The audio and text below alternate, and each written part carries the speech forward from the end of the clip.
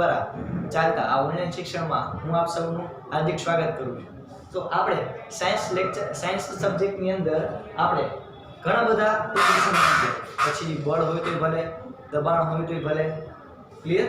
तो आपणे एनी अंदर लास्ट सेशननी अंदर आपणे संपर्क बळ अने बिन संपर्क बळ विશે चर्चा करी। એટલે કે બળ પહેલા તો આપણે ભણ્યા હતા બળ એટલે ધક્કો અથવા તો ખેંચાણ એટલે કે કોઈ વસ્તુને આપણે ધક્કો મારીએ અથવા તો કોઈ વસ્તુને આપણે ખેંચીએ તેને આપણે કહી શકશું બળ। આપણે એનો એકમ જોયો હતો ન્યૂટન। શું કામ? કારણ કે ન્યૂટન નામના વૈજ્ઞાનિકે આપણને બળ વિશેની સારી એવી સમજૂતી આપેલી હતી। તે આ સિવાય આપણે બળ વિશેના મુખ્ય બે પ્રકાર જોયા હતા કે સંપર્ક બળ અને બિન સંપર્ક બળ। તો સંપર્ક બળ એટલે શું? तो कि हूँ जयरे कोईपण वस्तु ने टच करूँ एटले के कोई वस्तु ना संपर्क में आवूं अने बळ लगाडो तेने हूँ कहीश संपर्क बळ।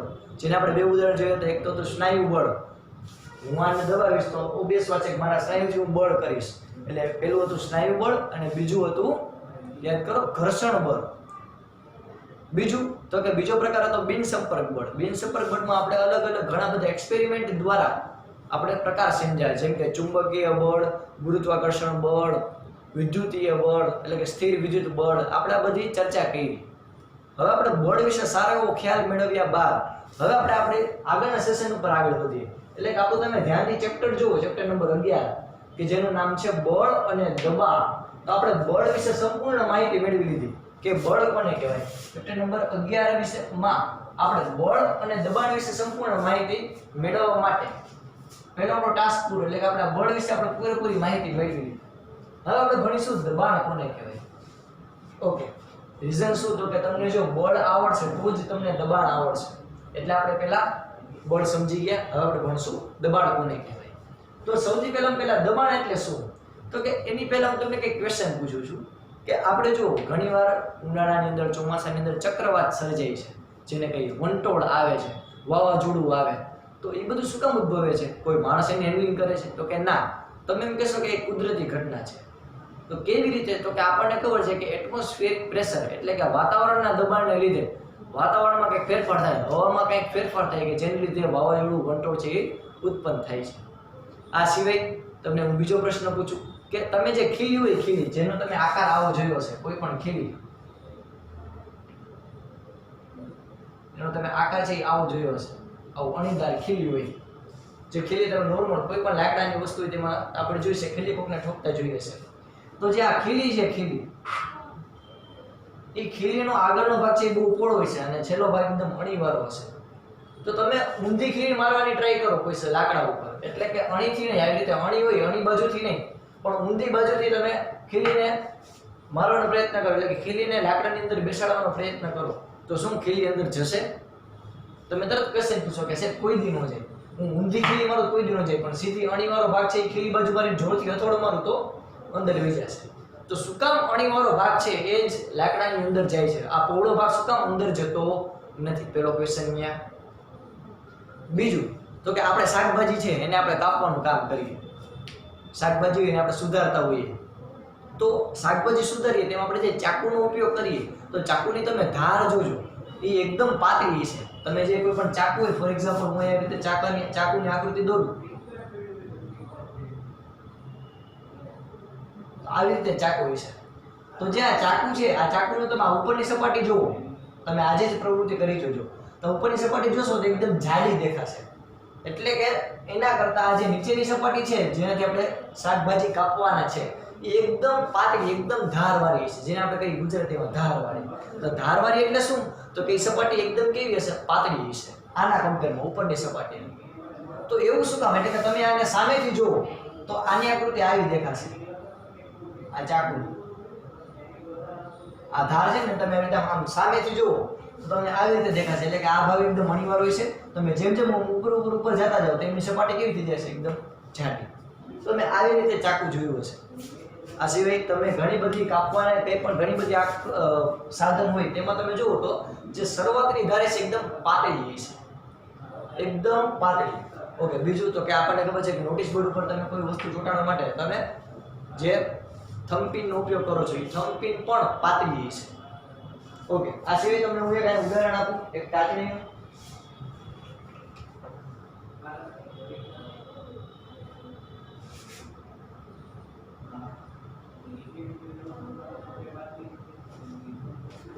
આ સિવાય જો તમને હું ઉદાહરણ આપું અહીંયા ટાચણીનું, તો આ ટાચણી તમે જુઓ ધ્યાનથી,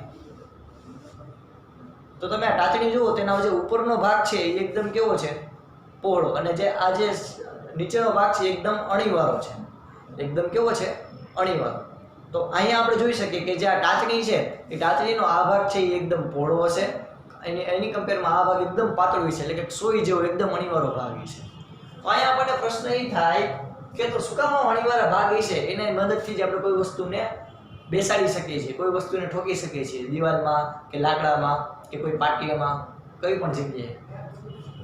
ઓકે, આ સિવાય તો કે તમે ગોળી જો આપણે બંદૂકથી ગોળી છોડીએ તો ગોળીનો જે આકાર છે પણ આવો છે. તો શું કામ એનો ભાગ આગળથી આવો અનિવાર્ય છે? તમે કોઈ પણ રોકેટ લોન્ચર જોવો, કોઈ પણ મિસાઇલ જોવો તો એની આકૃતિ આવી છે, એટલે કે આગળથી અનિવાર્ય છે. તમે રોકેટ જોવો તો રોકેટ પણ આગળથી અનિવાર્ય છે, પ્લેન જો એરોપ્લેન તો એ પણ આગળથી કેવું હશે, અનિવાર્ય. તો આવું શું કામ? તો કે એનું રીઝન એક જ છે, દબાણ. શું છે દબાણ આપણે સમજવાની ટ્રાય કરીએ. તો કે જુઓ દબાણ એટલે શું? તો કે એકમ ક્ષેત્રફળ દીઠ, એકમ ક્ષેત્રફળ દીઠ, એકમ આવ્યું એટલે ક્ષેત્રફળ ક્યાંય છે, છેદમાં. એકમ ક્ષેત્રફળ દીઠ લાગતા બળને દબાણ કહે છે. એકમ ક્ષેત્રફળ દીઠ લાગતા બળને દબાણ કહે છે. એટલે કે એકમ ક્ષેત્રફળ દીઠ લાગતા બળને દબાણ કહેવાય છે. એટલે કે તમે જે કંઈ પણ તમારી સપાટી છે એ સપાટીમાં તમે એકમ ક્ષેત્રફળ દીઠ, એટલે કે પર્ટિક્યુલર કોઈ એક પોઈન્ટ હોય, પોઈન્ટ ઉપર તમે કેટલું બળ લગાડો છો એને તમે શું કહી શકશો, દબાણ. કોઈ સપાટી ઉપર કોઈ પોઈન્ટ ઉપર તમે કેટલું બળ લગાડો, કોઈ પોઈન્ટ ઉપર કોઈ પાતળી એવી રેખા ઉપર તમે કેટલું બળ એકસાથે લગાડો છો એને શું કહેશી, દબાણ. તો દબાણ એટલે શું? તો કે એકમ ક્ષેત્રફળ દીઠ લાગતા બળને કહેવાય દબાણ. દબાણને ઇંગ્લિશમાં કહેવાય છે pressure. Pressure, P for pressure. Okay, બળનો ઇંગ્લિશ થાય ફોર્સ, જે આપણે હમણાં આગળ ચર્ચા કરી જ ગયા હતા. ક્ષેત્રફળ એટલે થાય એરિયા. તો અહીંયા દબાણનું સૂત્ર શું થાય? બળના છેદમાં ક્ષેત્રફળ. બળના છેદમાં ક્ષેત્રફળ. ઓકે, હવે દબાણનો SI એકમ એટલે કે દબાણનો સ્ટાન્ડર્ડ ઇન્ટરનેશનલ એકમ, કારણ કે મેં તમને પહેલા જ કીધું હતું કે કોઈ પણ રાશિ હોય તેને કંઈક એકમ હોવો જરૂરી છે. તમે કોઈ ડેરી ફાર્મે જાવ ને તમે એમ કહો કે મને 5 આપો, તો દુકાનદાર છે શું કહેશે, 5 શું જોઈશે તમારે? તો તમે એમ કહેશો કે 5 લીટર દૂધ આપો, તો એ સમજશે. તમે એમ કહો ને 5 કિલો દૂધ આપો, તોય નહીં સમજે, એમ કે આ પગલા ગયા. તો અહીંયા લીટર એ કેનો એકમ છે? તો કે કોઈ પણ પ્રવાહી જે એને માપવા માટેનો એકમ આપણે લીટર નક્કી કર્યો છે. તો એવી રીતે કોઈ પણ રાશિઓ હશે, ભૌતિક રાશિ, એને પોતાનો કાંઈક ને કંઈક એકમ હશે. તો એ એકમ છે એ બધે એક જ સરખો રહે, એટલે એના માટેની જે કમિટી છે વૈજ્ઞાનિકોની, એ પર્ટિક્યુલર એક ખરડો પસાર કર્યો અને એમાં આપણને ખબર છે કે SI એકમ પદ્ધતિ અમલમાં આવી. તો અહીંયા દબાણનો SI એકમ એટલે કે સ્ટાન્ડર્ડ ઇન્ટરનેશનલ એકમ છે ન્યૂટન પ્રતિ મીટર સ્ક્વેર. ન્યૂટન પ્રતિ મીટર સ્ક્વેર. તો એને થાય સાહેબ આ એકમ ક્યાંથી? તો કહી દો બળ. બળનો એકમ શું થાય? બળનો એકમ શું થાય? ન્યૂટન. બળનો એકમ શું થશે? ન્યૂટન. ઓકે, ક્ષેત્રફળનો એકમ, ક્ષેત્રફળ એટલે તો કે લંબાઈ ગુણ્યા પહોળાઈ. લંબાઈ મીટરમાં મપાય, પહોળાઈ પણ મીટરમાં મપાય, તો મીટર ગુણ્યા મીટર એટલે કે મીટરનો સ્ક્વેર. એ શું આવશે? ક્ષેત્રફળનો એકમ મીટર સ્ક્વેર. ઓકે, ક્યાં છેદમાં વચ્ચે મેં શું કરી નાખ્યું યુટી. તો દબાણનો સ્ટાન્ડર્ડ ઇન્ટરનેશનલ એકમ એટલે કે SI એકમ શું થશે? ન્યૂટન પ્રતિ મીટર સ્ક્વેર. ઓકે, ન્યૂટન પ્રતિ મીટર સ્ક્વેર છે. અથવા તો તમે આ બધી આપણને દબાણની સમજૂતી પાસ્કલ નામના ભૌતિક શાસ્ત્રી આપણને આપેલી છે, પાસ્કલ નામના વૈજ્ઞાનિકે. તો એના માનમાં આ દબાણનો એકમ બીજો એકમ પાસ્કલ પણ લેવામાં આવે છે. શું વિદ્યાર્થી મિત્રો? પાસ્કલ. ઓકે, તો દબાણના કેટલા એકમ થયા ટોટલ? 2, ન્યૂટન પ્રતિ મીટર સ્ક્વેર અથવા તો પાસ્કલ. આ સિવાય પણ છે આપણે તેના ચર્ચામાં આપણે આ 2 એકમ છે તે ધ્યાનમાં લઈએ. તો ત્યાં સુધી આપણે પહેલા તો શું ભણ્યા? તો કે દબાણ કોને કહેવાય? તો કે એકમ ક્ષેત્રફળ દીઠ લાગતા બળને, એકમ ક્ષેત્રફળ દીઠ લાગતા બળને દબાણ કહેવાય છે. દબાણ એટલે બળના છેદમાં ક્ષેત્રફળ. દબાણનો SI એકમ ન્યૂટન પ્રતિ મીટર સ્ક્વેર. ઓકે, તો આની મદદથી તમે સમજી શકો, એટલે કે દબાણનું તમે ઉદાહરણ સમજાવું, આની મદદથી તમે સમજી શકો કે જે કુલી હોય, કુલી એ સમાન ઉચકાવે, એટલે કે કોઈ પણ ભારી સામાન છે એ લે, તમે રેલવે સ્ટેશન ઉપર તમે કૂદીને જોતા હશો તો તમે જોશો તો એ ક્યારેય એ જે બોક્સ હશે, તમારી જે સુટકેસ હશે મોટી ભારી, એ ક્યારેય ડાયરેક્ટ માથા ઉપર નહીં ચડાવે. એ શું કરશે તો કે જે સુટકેસ હશે એની બાંધેલું હશે ચુંદડી જેવું, એટલે કે ગાભો બાંધેલો હોય છે, તો એ માથે રાખશે, એટલે કે કાપડ માથે રાખશે અને પછી જે છે એ સામાન ઉચકશે. એવું એને શું કામ કર્યું? એને મન થયું એટલે ના, એ સારા લાગે એટલે તો કે ના, તો કે એને માથે ચુંદડી રાખી દીધી, એટલે કે ઘણી બધી ચુંદડી નાખો આમ પટ્ટો વાળીને પછી આમ માથે રાખી દેશે. શું કામ? કારણ કે તો ક્ષેત્રફળ વધી ગયું, સામાનને ઉંચકવા માટેનું ક્ષેત્રફળ કેવું થયું? વધી ગયું. પહેલા માથું આવે એટલે કે આટલું ક્ષેત્રફળ આવે, પણ જો ચુંદડી આવી ગયું એટલે આટલું ક્ષેત્રફળ કેવું થઈ ગયું? વધી ગયું. તો ક્ષેત્રફળ જેમ વધે એમ દબાણ કેવું થાય? ઘટે. તમને સમજ્યું શું કામ? તો કે જો એના માટે હું તમને બે વસ્તુ સમજાવું, ખાસ યાદ રાખજો. આ તમારે ઠેઠ સુધી કામ હશે, જ્યાં સુધી ભણશો ત્યાં સુધી. એક તો છે સમપ્રમાણ અને બીજું છે વ્યસ્ત પ્રમાણ. રાશિઓ કોઈ પણ બે પ્રમાણ રીતે હોય, સમપ્રમાણની રીત અને વ્યસ્ત પ્રમાણની રીત. તો સમપ્રમાણ એટલે શું? તો કે કોઈ ડાયરેક્ટ કોઈ વસ્તુ પર આધાર રાખે એને કહેવાય સમપ્રમાણ. એટલે કે આપણે આ સૂત્ર જોવો તો આ સૂત્રની અંદર P બરાબર F/A, એટલે કે બળના છેદમાં ક્ષેત્રફળ છે.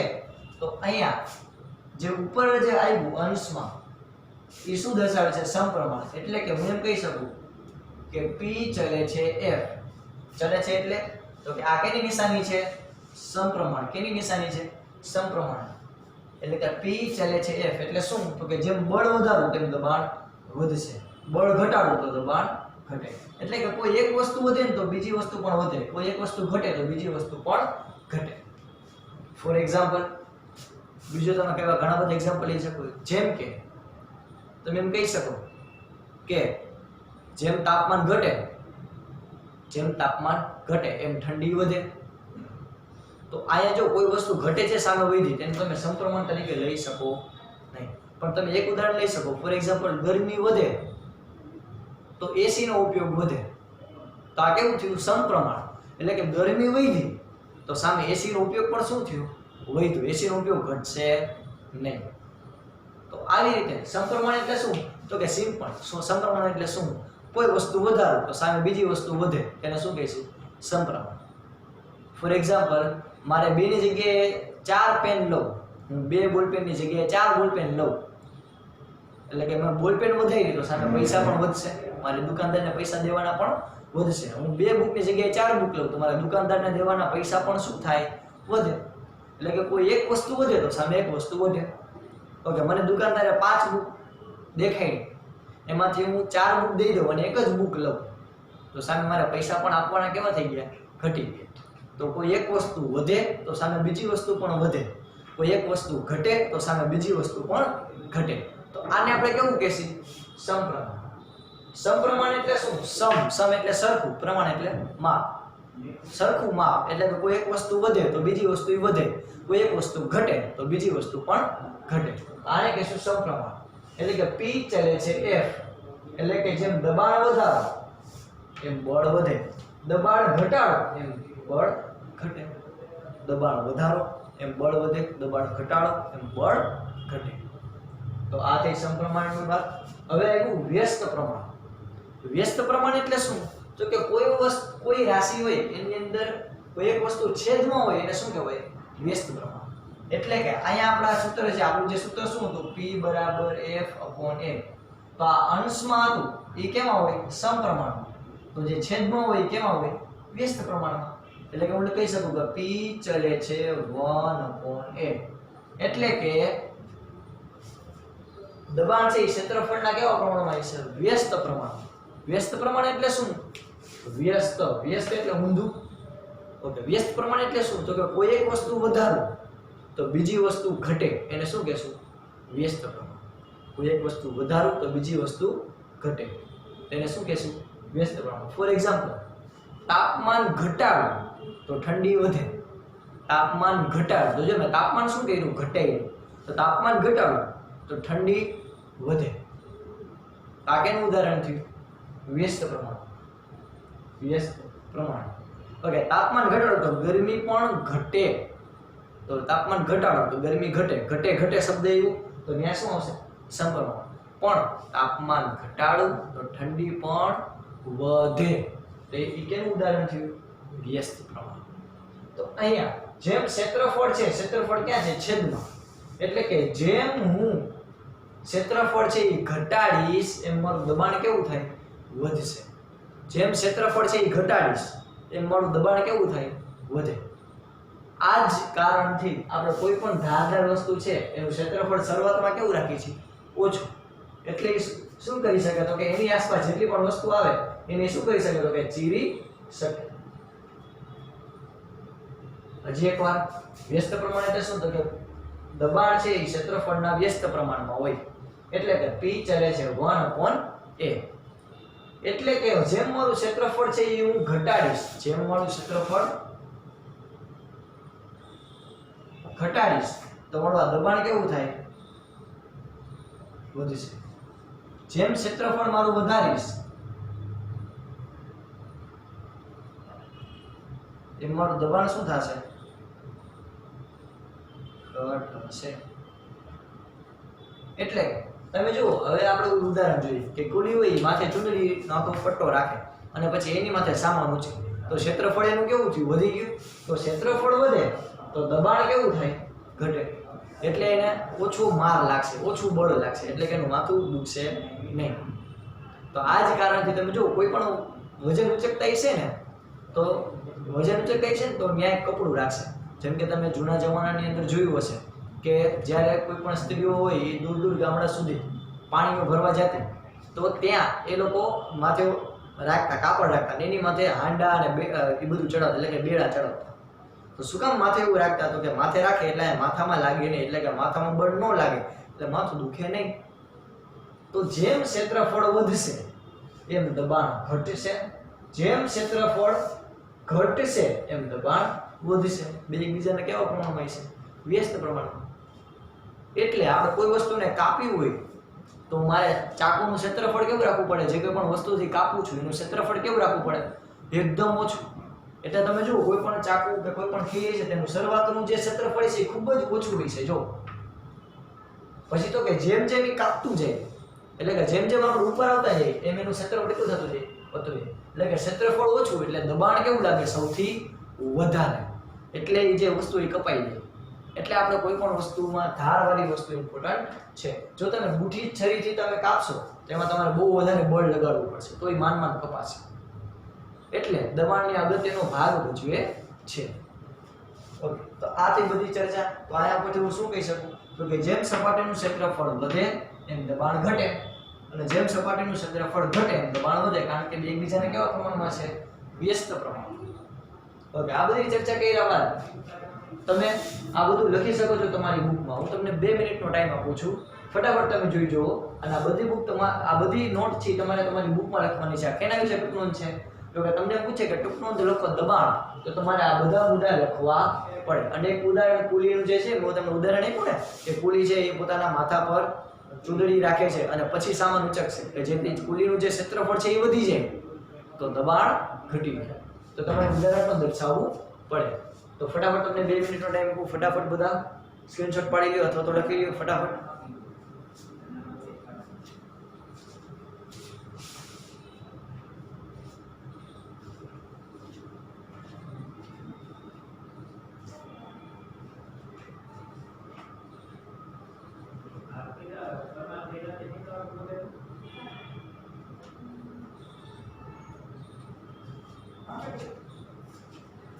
ચાલો હવે આપણે આપણો નેક્સ્ટ ટોપિક ચાલુ કરીએ, એટલે કે દબાણ સમજ્યા બાદ હવે આપણે જોશી આપણો નવો ટોપિક 11.9 પ્રવાહી અને વાયુઓ દ્વારા લાગતું દબાણ. એટલે કે આ તો આપણે બધી જો સોલિડ વસ્તુ હતી, ઘન વસ્તુ હતી, સોલિડ કે ખીલી છે, ચાકુ છે, બુલેટ છે, એ બધું. પણ મારે આની જગ્યાએ પ્રવાહી કે વાયુનું આપણે વાત કરીએ તો એ લોકો દબાણ લગાડતા છે. જેમ કે પાણી છે તો પાણી કોઈ ઉપર દબાણ લગાડતું વિશે આપણને પ્રશ્ન થાય, તો એ ટોપિક આપણે સમજવાનો ટ્રાય કરીએ. પ્રવાહી અને વાયુઓ દ્વારા લાગતું દબાણ. તો કે જો સૌથી પહેલા એક પ્રવૃત્તિ આપણે કરીએ કે જેની અંદર એક આ કાચની નળી છે કે એમાં મેં આટલું પાણી ભર્યું અને નીચે એક ફૂગો રાખેલો છે. અને બીજું તો કે જો એટલું જ મેં કાચની નળી લીધી અને એમાં મેં ફૂગો રાખ્યો પણ એમાં પાણી વધારે ભર્યું. તો જો ફૂગામાં પાણી વધારે ભરાશે, ઓબ્વિયસ વાત છે, કારણ કે આ મેં અહીંયા બાંધેલું હોય એટલે. તો અહીંયા પાણી વધારે ભરાશે. તેનો મતલબ શું થયો? તો કે જે પાણી છે એ આ જે ફુગા છે એના ઉપર દબાણ ઉત્પન્ન કરતું હોય છે, એટલે કે ધક્કો મારતું હોય છે વધારે નીચે જવા માટે. તમે બહુ વધારે પાણી ભરશો તો ફુગો શું થશે? ફૂટી જશે. શું કામ? કારણ કે અંદર રહેલા જે પાણી છે એને ક્યાં જવું છે? બહાર જવું છે. તો એ ફુગાની જે સપાટી છે એના ઉપર બળ લગાડતા છે અને પછી એક સમયે બહુ વધારે પડતું દબાણ લાગે એટલે શું થાય? ફુગો ફૂટી જાય. તો આ થઈ આપણી પહેલી પ્રવૃત્તિ.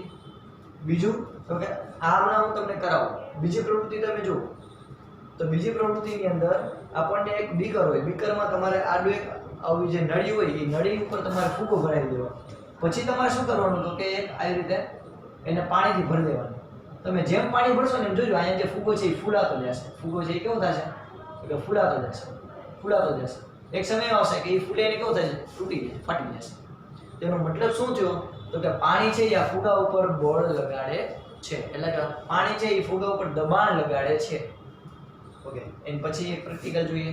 તો કે ત્રીજી પ્રવૃત્તિમાં તમારી પાસે કોઈ એક બોટલ હોય, એ બોટલની ઉપર તમારે નીચેની બાજુ કાણા કરી નાખવાના, એટલે કે હોલ કરી નાખવાના.